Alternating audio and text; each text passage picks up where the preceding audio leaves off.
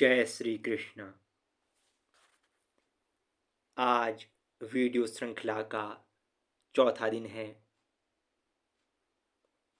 आज का विषय शंखनाद, सेनाओं की तैयारी, वातावरण का मानसिक और आध्यात्मिक प्रभाव रहने वाला है। शंखनाद केवल ध्वनि नहीं, आत्मा की पुकार है। जैसे जैसे युद्ध समीप आता है, अब केवल शब्द नहीं, ध्वनि बोल रही है। यह ध्वनि केवल वाद्य की नहीं, यह मानसिक स्थिरता, आत्मबल और धर्म की पक्ष की उद्घोषणा है। तो शुरू करते हैं आज की इस वीडियो को। अगर आपने पिछली 3 चर्चाओं में भाग नहीं लिया है तो पहले उन तीनों को देखने का कष्ट करें। धन्यवाद। सबसे पहले श्लोक 12 में भीष्म पितामह का शंखनाद सुनाई देता है। तस्य संजनय न हर्षम कुरु वृद्ध पितामह सिंहनादम विनदयोच्चैः शंखः धम्मो प्रतापवान। कुरुवंश के वृद्ध पराक्रमी पितामह भीष्म ने सिंहनाद करते हुए उच्च स्वर में शंखनाद किया। इससे दुर्योधन का उत्साह बढ़ा। भीष्म का शंख युद्ध के प्रारंभ का संकेत है। वे अनिच्छुक हैं, पर धर्म उन्हें बांध रहा है। राज्य के प्रति कर्तव्य उन्हें दुर्योधन के पक्ष में खड़ा करता है। उनका शंखनाद भीतर द्वंद्व की ध्वनि है, कर्म धर्म से बधा, आत्मा सत्य की ओर। अब पांडवों के शंखनाद हैं।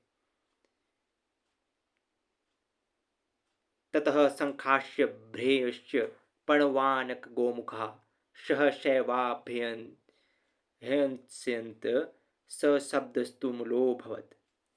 शंख नगाड़े ढोल आदि वाद्य यंत्रों की सहसा एक साथ बजने वाली आवाज को समर भूमि को हिला दिया। इतने शंख, इतनी ध्वनियां बज रही हैं जो समर भूमि, हमारी धर्म भूमि कुरुक्षेत्र है, वो हिल सी गई है। अगले श्लोक में भी ये बताया गया है। भगवान श्री कृष्ण जिन्हें माधव कह के संबोधित किया गया है, और अर्जुन जिन्हें पार्थ कहा गया है, वो सफेद घोड़ों वाले रथ में हैं। दोनों ने अपने दिव्य शंख बजाए। आगे पांचजन्यम हृकेशो देवदत्तम धनंजय पौंड्रम धम्मो महाशंखम भीम कर्मा वृकद्वरः। दोनों ने अपने दिव्य शंख बजाए। श्री कृष्ण ने पांचजन्य, अर्जुन ने देवदत्त। भीम ने पौंड नामक भारी और तेज शंख बजाया। इन तीनों शंखों के बारे में हम एक बार जरूर जानना चाहेंगे, और आपको भी जानना चाहिए अपने अध्यात्म से जुड़ने के लिए। श्री कृष्ण के शंख का नाम पांचजन्य था, यानी 5 तत्वों का जागरण, जीवन का मूल शंख है ये। अर्जुन के शंख का नाम देवदत्त, अर्थात देवत्व की पुकार करता हुआ, शतपथ की तैयारी। और अगला शंख भीमसेन का है पौंड, यानी बल, उत्साह और रौद्रता का स्वर। हर शंख का कुछ ना कुछ अर्थ है, कुछ ना कुछ मायने हैं। उम्मीद है ये आप समझे होंगे। ये केवल ध्वनि नहीं थी, यह आत्मबल, धर्म और साहस और देवत्व का घोष था।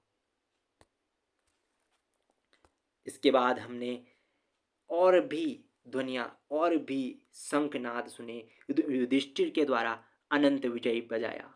अनंत जीत का प्रतीक है जो नकुल द्वारा सुघोष और सहदेव द्वारा मणिपुष्पक। अन्य योद्धाओं शिखंडी, धृष्टद्युम्न, विराट, द्रुपद, द्रौपदी के पुत्र अभिमन्यु, सभी ने अपने अपने शंखनाद किए। तो ये जानना चाहिए, जो ध्वनि है सिर्फ शरीर को नहीं, युद्धभूमि में सिर्फ शरीर को नहीं, आत्मा को भी जागृत करती है। पांडवों का शंखनाद एक सामूहिक संकल्प है, हम धर्म के लिए लड़ेंगे। यह एकता की ध्वनि है, भीतर के भय को तोड़ने का मंत्र है ये। पांजन्य जो श्री कृष्ण का शंख है, उसका स्वर पूरे ब्रह्मांड में व्याप्त है।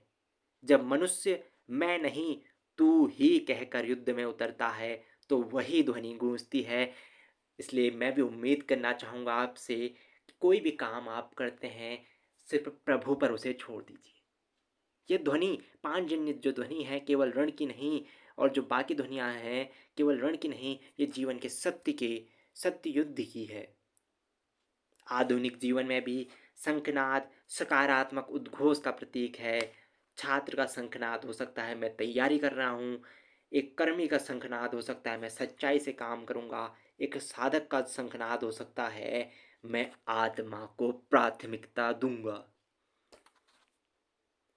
तो आज का जो चर्चा प्रश्न रहने वाला है,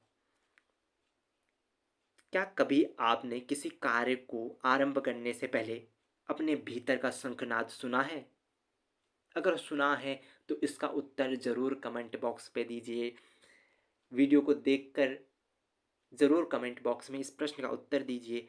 आप चर्चा में भाग लीजिए ताकि हमें भी उत्साह बढ़े इसी तरह के आगे वीडियोस लाने का।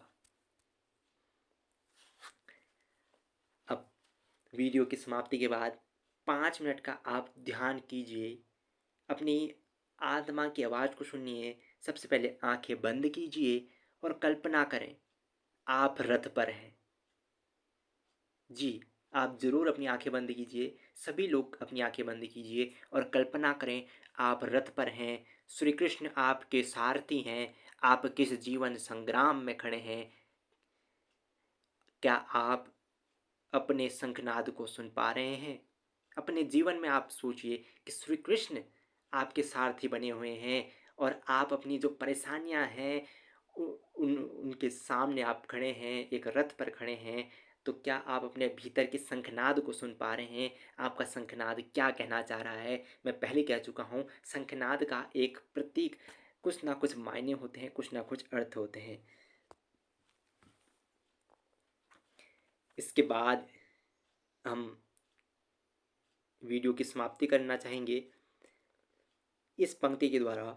ध्वनि से पहले भावना को जगाना आवश्यक है। शंख का स्वर बाह्य नहीं, अंतर यात्रा की प्रारंभिक घोषणा है। धन्यवाद।